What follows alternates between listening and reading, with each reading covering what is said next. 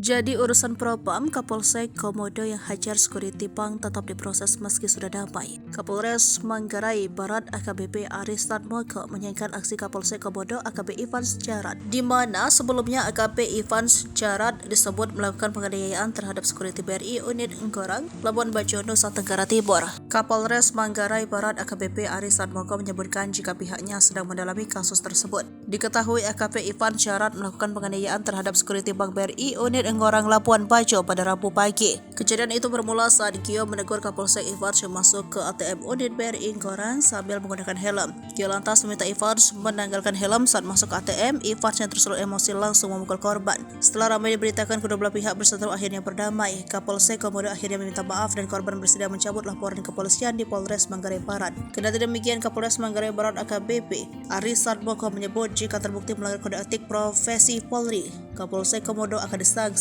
Kalaupun ada upaya mediasi di antara kedua belah pihak, itu tidak akan mempengaruhi pada sanksi etik terhadap Kapolsek. Ade menyatakan pihaknya menghargai proses hukum yang ditempuh pihak korban. Ia memastikan akan mengawal proses tersebut.